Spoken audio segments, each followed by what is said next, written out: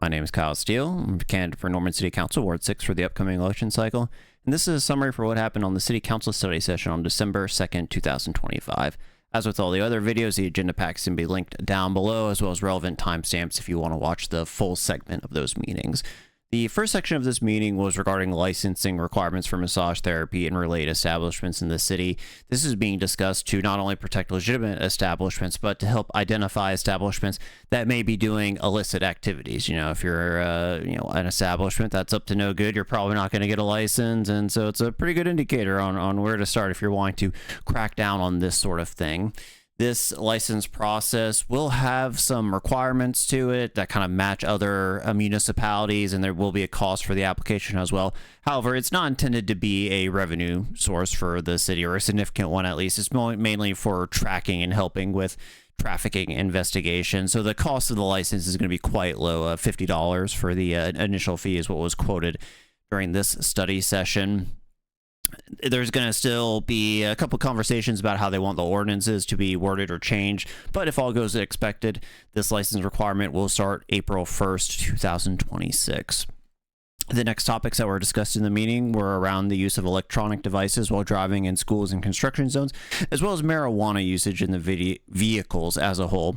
This is being discussed because of new state laws that came into effect during November, and so essentially this is just to get ordinances in effect that mirror state laws, so that if officers pull people over under these new laws from the state, they have the option to pursue it via the state level or the local level. As a general reminder, the municipal courts is not a court of record, so it's not going to go on your permanent record. Essentially, the costs are typically much lower as well. So essentially, if you are breaking these ordinances or state level laws, the officers will now have some discretion based off of the circumstances on whether they want to charge you locally or go through a much more time intensive process for the state level of these charges. After these items were discussed, it was then discussed how funds were going to be used for a settlement that the city is receiving regarding opioids. Basically, the city is getting about $250,000 a year from the settlement between 2022 and 2037. So there's already, about $850,000 or so funds that the city has received. Now, these aren't just funds you could use for anything.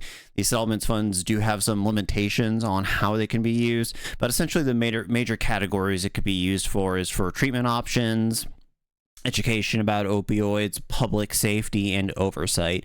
There's a list of proposed projects, and I'm not going to go over them all. Again, link down below for the relevant section of the video if you have input you want to give to your local council member on what these funds should be used for.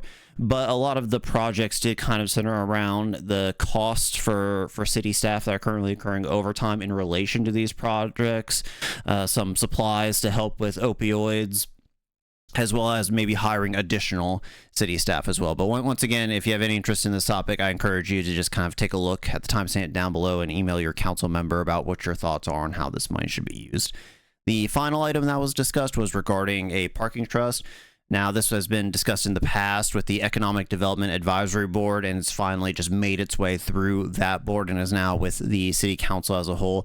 Essentially, this is a trust that is planned to be stood up so that parking enforcement and parking structures and things like that could have its own trust fund that's separate from the general fund. And it's essentially thought that a trust would be more efficient and it could pay for itself over time, long term, better than from the general fund. This will relieve some obligations from the general fund, and once again, long term will just be better for the financial health of the city. Overall, the city council is in favor of this trust, how it's going to actually operate and what it covers. There's some fine details that needs to work out, but the process is still moving forward, and it's going to be next talked about via resolution, which will be on the December 9th agenda, which will then allow public comment on that. With that, the meeting ended after about 2 hours. So if you have any questions, comments, or concerns about me or my campaign, you're welcome to reach out for me at KyleForNorman.com. Otherwise, have a good day.